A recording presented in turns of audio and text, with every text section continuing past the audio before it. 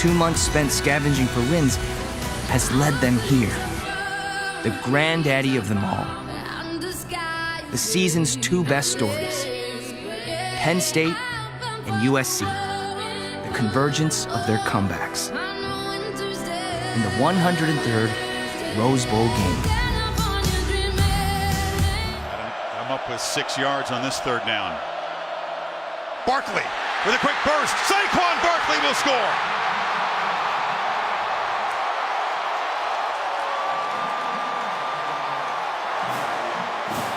And the Nittany Lions come alive. A 24-yard touchdown to cap a 70-yard drive. Trojans bring some pressure. McSorley rolls away from it and heaves a long ball to the end zone for Godwin. Touchdown! Right on cue. He beats Adoree Jackson. This was real close. We'll take another peek. But Penn State answers the answer. Well, that is impressive. Impressive by McSorley. His signature home run swing. Not in field goal range. And that one somehow caught again by Godwin. It was way behind him. He reached back with one hand. And not only that, how about the route was up beyond the first down marker. So not only him reaching around to catch this ball, but the recognition to know where to run that route. And the Gesicki, who Chris you brought up, has not been able to get involved much, but he's a great target down in the red zone at 6'6". He's a matchup problem for SC, whether it's a linebacker or a safety. Sorley flips it to the end zone. Right on cue. Looks for the big tight end. Kirk, good call. Touchdown Lions. The big fella is a matchup concern. It's 6'6". McQuay tries to pick him up. You know it's coming. He's 6'1". He tries to deal with the bigger tight end. SC felt pretty good about covering this big guy in space, but it's a different deal with a jump ball, right? Yeah, down inside that 10-yard line, he's a real weapon. There is a belief that you're never out of a game. It's Barkley trying to bounce it. And does escape. Saquon Barkley in the clear. Still going. Saquon Barkley all the way to the end zone. Electric, 79 yards.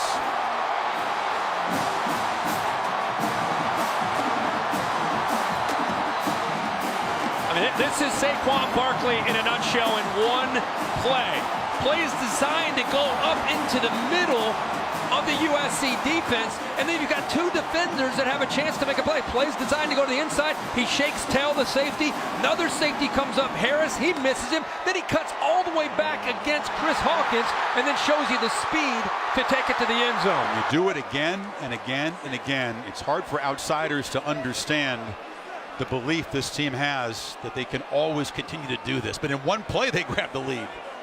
We're getting a preview of the faces of college football for the 2017 season today. Trojans try to bring some pressure. McSorley steps up, takes a downfield shot for Godwin, who makes the catch and will scamper for a touchdown. Penn State's home run offense strikes again. 2 plays, 2 70-plus yard touchdowns in the half. That's the chance you take when you blitz as much as USC has been blitzing tonight. I mean, that's what Penn State has done to people in the second half of the season. They take shots downfield, and I think SC felt comfortable that they could match up in those situations, locate the ball and knock it away. But again, McSorley, as he's done most of this year, making big plays and giving those receivers a chance. And how about the tank that Godwin has had tonight for Penn State? 9 receptions, 187 yards on the night. Penn State saying we expect this, but you saw the stunned look on the faces of USC fans. They're down 8 now. One of the key guys in that defense, Brandon Bell, was headed to the locker room. He's out there now, number 11. He was in tears. I think he felt maybe his day was over, but he's back out there. Yeah, this is the Rose Bowl, and if he's able to play, he's going to give it everything that he has. He's had to battle through injuries this year. He missed 4 games. One of the Penn State defense suffered. One of the few seniors on this team that plays. Darnold delivers on the slant, batted up, intercepted. Bell's got it on the deflection, rumbling down inside the 5, tackled by the quarterback. A crazy carom and everything going Penn State's way. First and goal. McSorley running all the way, cuts it back and barrels in. And Penn State builds more momentum and stretches the lead to a couple touchdowns. McSorley running, passing, touchdown. Barkley. That's not improvisation, that's planned all the way. But Saquon gets in the end zone as a receiver. A great job. They've run the football in his same look with McSorley, with Barkley leading the way. They give him the same look. Here he goes. He's going to block. Nope. He's going to go right around him and pick up the touchdown. See, the safety loses his footing because he was fooled. McQuay, perfect job. Right time to call it by Moorhead. Catches him off guard. Is it overtime? No, it is. Matt Bormeister win it for the Trojans in a Rose Bowl Classic right here.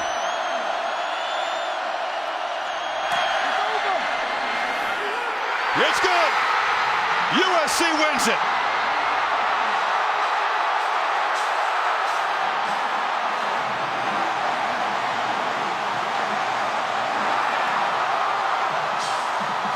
What message are you trying to get across to the guys tonight?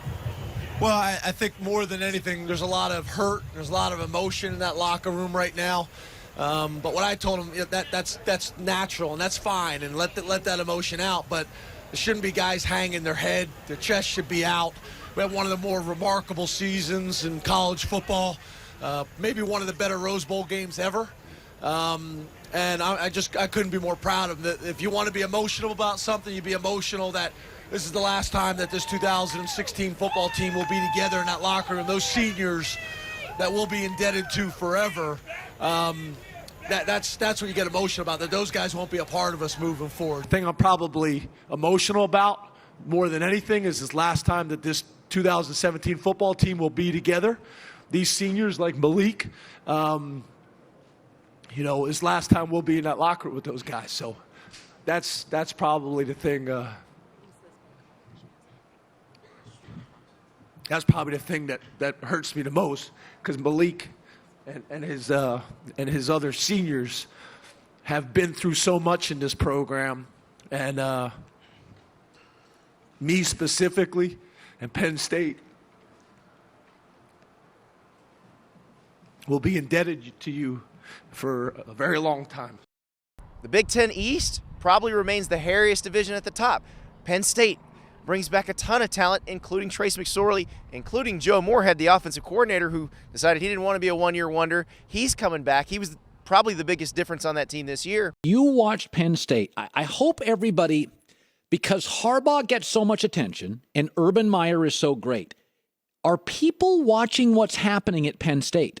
Like when I watched that Rose Bowl, they had USC talent, and they were all sophomores. Like this Big Ten team, they bring back everybody. They're going to, but credit to James Franklin, also credit to him hiring Joe Moorhead to be the offensive coordinator. They are going to be loaded on offense. By the way, the other guy who has a huge buzz that wasn't in Indy is Saquon Barkley, the running back. Oh, he'll come back, isn't he? He has to come back because he's only out 2 years, same like Darnold. People think he could be a top 5 pick in next year's draft. He's a sensational player. And he's doing it behind what was a pretty average offensive line that has gotten better. But this is a team. Now, the area where they're deficient right now is they don't have top 50 picks in the front 7. That's going to come. They have some good young secondary guys, really explosive on offense. Trace McSorley, the quarterback's a good college quarterback and a good fit. By the way, keep an eye on Penn State in the next few years.